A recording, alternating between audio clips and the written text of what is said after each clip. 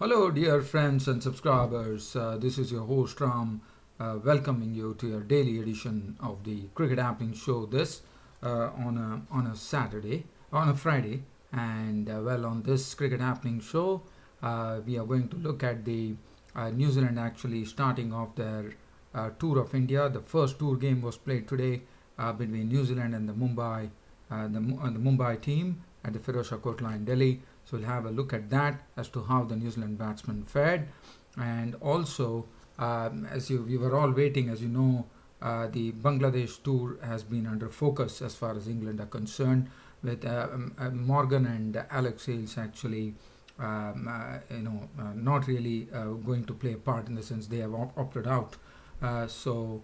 Considering the fact what the Bangladesh tour, which is coming up, has seeing a recall because of those two people not coming. It has really given an opportunity to the youngsters, but not only an youngster, but also there is a 39-year-old Surrey off-spinner Gareth Batty has returned to the fold. So now that is something probably a bit of contentious, probably, but I think there is nothing contentious which I'll be talking about. And he's 39 years old, and he has actually made a comeback into the England team after a gap of 11 years. I'll be taking, and then we'll have a look at some cricket news that's making the headlines. But first, I'm going to take you over to the tour game between New Zealand and India, which started, not India, New Zealand and Mumbai. This was the first tour game after New Zealand came to India. This is their first tour game, and normally, if you have seen last time when New Zealand came to India, they did not get any warm-up matches, and that was a sort of a complaint that was done. And this time, New Zealand definitely getting warm-up matches. So today, the first match started between the first tour game of the New Zealanders tour started, and they were taking on Mumbai today. So New Zealanders were the ones who actually batted first, and what one saw as far as this day was concerned, what one saw is that if you look at the bowling attack from the Mumbai Indians, they were definitely missing all the big names. Shardul Thakur is there, working his way very well there against Australia A, where he is representing India A. So he was a missing factor there, and there are a few others who are not there. So if you look at this Mumbai bowling attack, it does not look very sharp. Sandhu, Deshpande, Dhabulkar. So there are a lot of people whom probably one would have not heard of. And just talking about the New Zealanders, what they did today, but still they put up a good board. They declared it 324 for 7 on the first day. Guptill making 15 of 19 deliveries with 1-4 and 1-6. Latham made 55 with 10 fours and 1-6, probably his first trip to India. Kane Williamson, the captain, contributed 50 with 6 fours and 2 sixes. And there was Balwinder Singh Sandhu. As you would remember, there was one pace bowler by the name, swing bowler, a genuine swing bowler. He could only get the ball to actually get the in swing. His name was Balwinder Singh Sandhu, and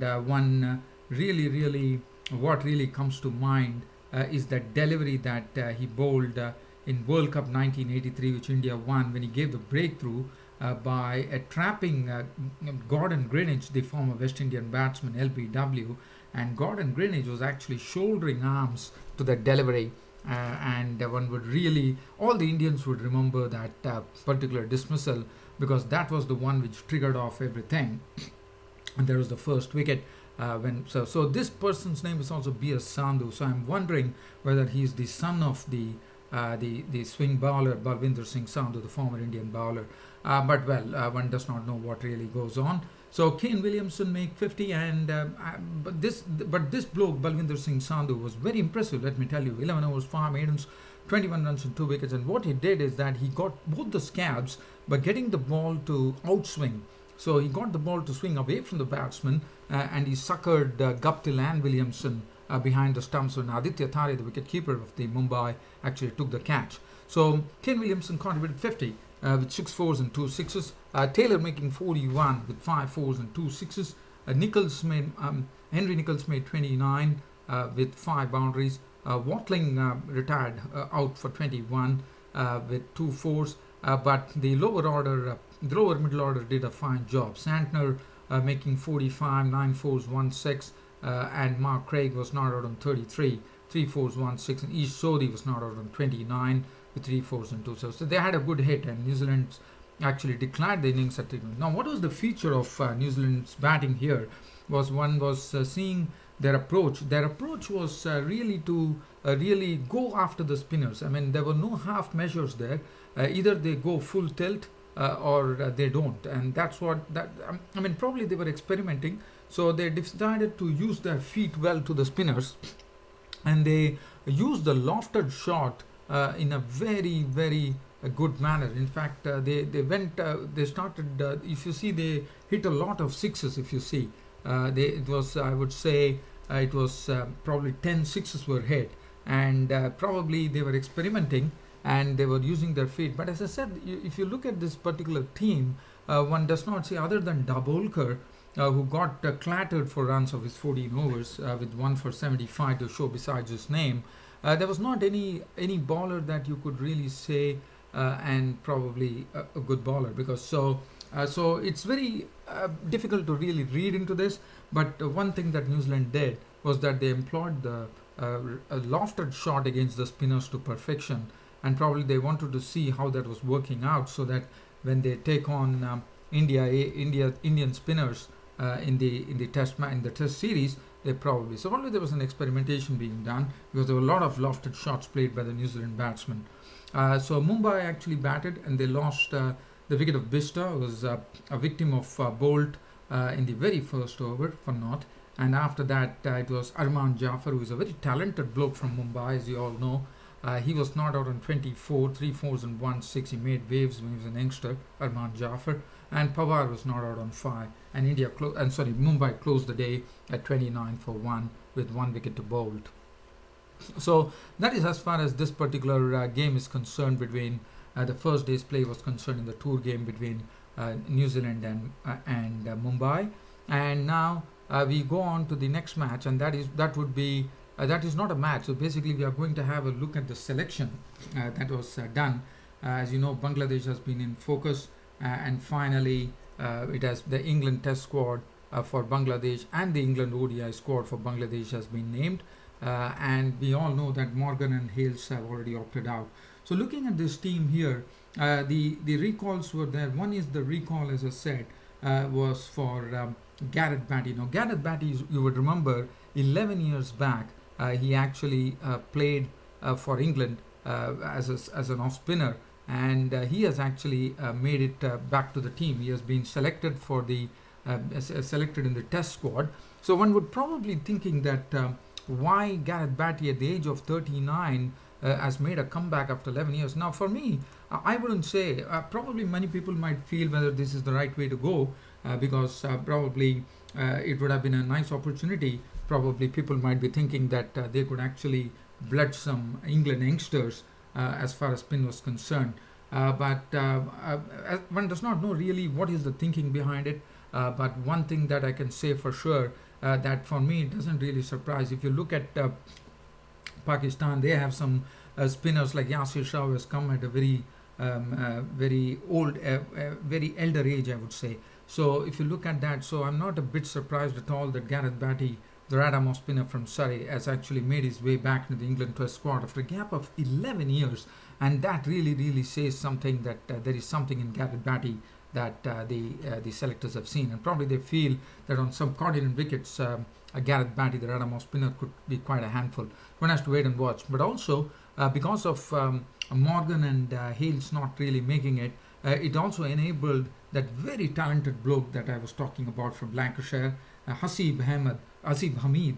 I mean, one has seen that he is mature beyond his years. He has a good brain, as far as he has a very nice head too, and the sense he's technically very perfect. And for him, cricket is like real love and life for him.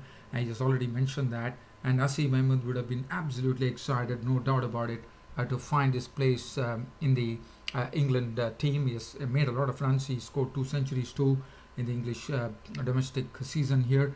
and he has impressed a lot of people, especially has impressed Ashley Giles, the coach of Lancashire. And also, one more thing is that probably even James Whittaker, the chairman, has also had a good look, and he also felt that this bloke has a lot of talent in him. Why not? So Hasib Hameed, at the age of 19, in contrast to 39-year-old Gareth Batty, has actually made it to the England side. It would be good to see what he does. And also, there has been Ben Duckett is the other new guy who has made it to the England Test squad. He has scored tons of runs this year, and he has been very, very successful as far as run making is concerned. And he can also be pretty aggressive at times, and probably one has to see as to who is going to open the batting in the Test matches. Zafar Ansari, who missed in the World Cup due to an injury, has made it back, so that is good news for Zafar Ansari. Other than that, the team composition: Cook is the captain, Moeen Ali, James Anderson, Zafar Ansari, Johnny Bairstow, Gary Ballance, Gareth Batty, Stuart Broad, Josh Buttler, Ben Duckett, Stephen Finn, Hasib Hameed, Adil Rashid, Joe Root, Ben Stokes, Chris Wokes, and Mark Wood. So this is the composition as far as the test matches are concerned. The test series is concerned against Bangladesh.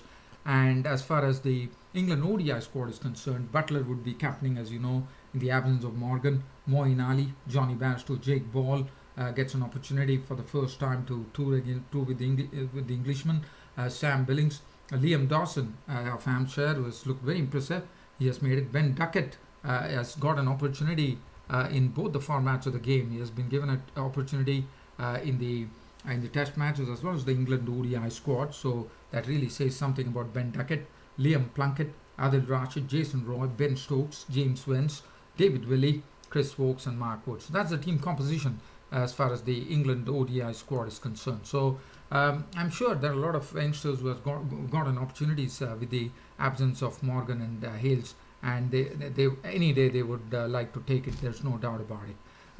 As far as that is concerned. Now let's have a look at some cricket news. As far as cricket news is concerned, I can definitely tell you that James Whittaker, the chairman, has definitely said that even though Morgan is not making it to Bangladesh, he has his strong backing to be the captain. As you know, after England play against Bangladesh, they would be embarking on a tour of India, and he says that he has the full backing of being named the captain. So that says that England have a lot of trust in Morgan. And also for West Indies, as you know, they have the outgoing coach Phil Simmons, and there is Toby Radford has returned back as the West Indies batting coach. As you would remember, he was the batting coach in the T20 World Cup too, along with Otis Gibson. So he has actually been named the coach. Other than that, dear fans and subscribers, there's not much to really talk or dwell on. I think that really sums up everything as far as today's cricket show is concerned. Hope you all enjoyed this cricket broadcast of mine, and there would be more to come tomorrow. That's on a Saturday. Until such time that happens, this is your host Ram signing off this night. Thank you.